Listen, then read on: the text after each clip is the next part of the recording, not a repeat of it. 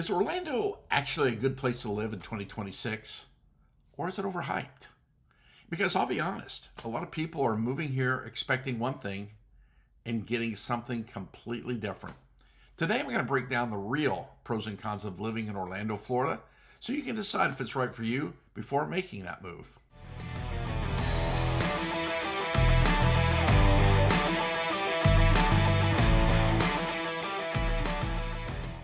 Hey, I'm David, a local real estate broker here in the Orlando area. I'm also a real estate attorney.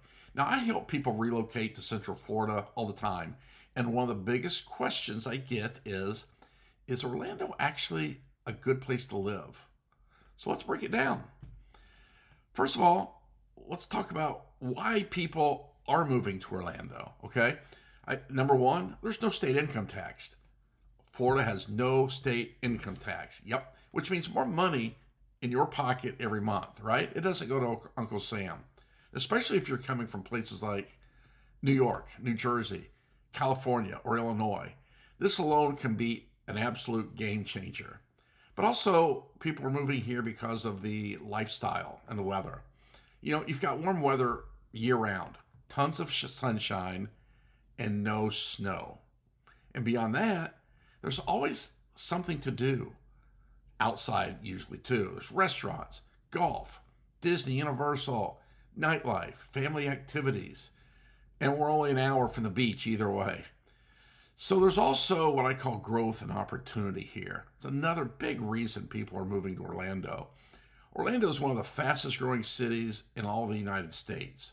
That means job growth, new construction, and long-term real estate demand.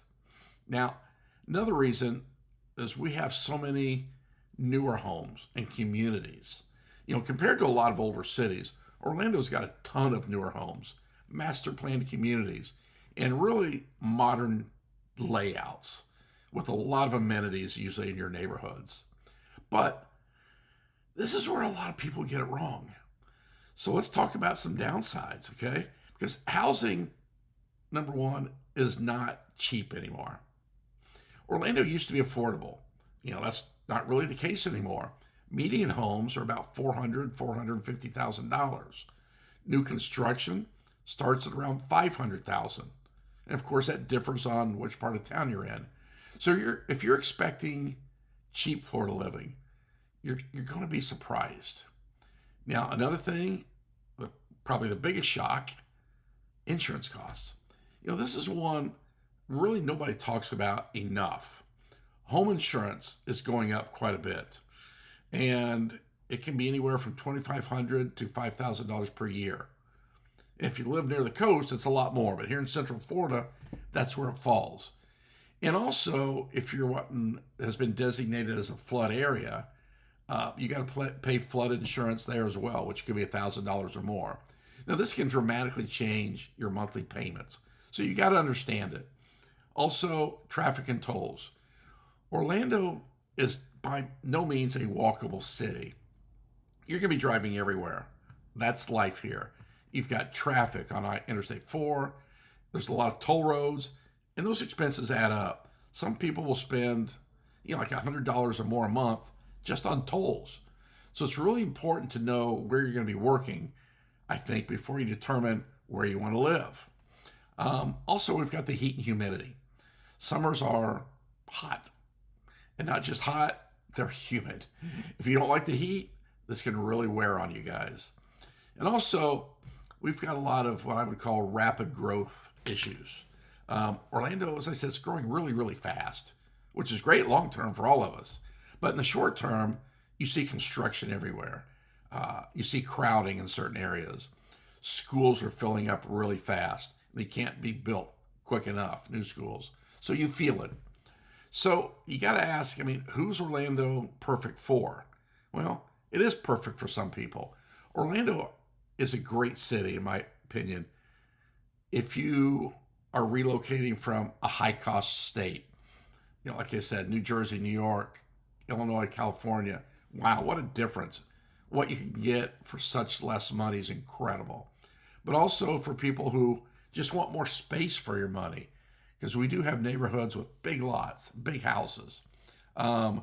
I see people who just prefer suburban living. They don't want to be in that downtown area. They want more of the suburbs. It's great for people who plan on staying a while, like 4, 5, or more years. The city will grow on you and you'll learn to love it. And also for people who just want newer homes, newer communities. And Orlando is new.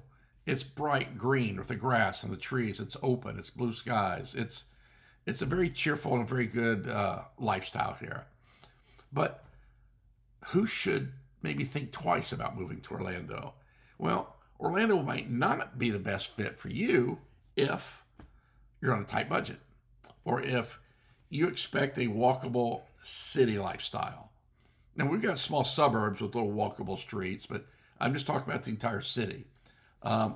This might not be for you if you hate traffic or just hate heat. And you might not like it if you're looking for that older or established urban neighborhood. We do have some here, but they're few and far between. But look, here's the truth, guys, that most people just don't realize. Your experience in Orlando, it really depends almost entirely on where you choose to live.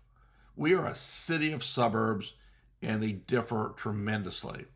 I think we've got a suburb for every lifestyle and for every person. But two people can move here with the same budget and have completely different experiences depending on where they live. That's why I spend a lot of time helping clients figure out, which areas fit their budget, which communities match their lifestyle, and where they're actually going to be happy long term. So if you're thinking about moving to Orlando in 2026, feel free to reach out to me, guys. Call, text, or email, or you can download my free Orlando relocation guide, which I'm going to put a link in the description below. I'll help you figure out exactly where you should be looking based on your budget and your goals. Thanks for joining me today, and I hope to see you again. Take care.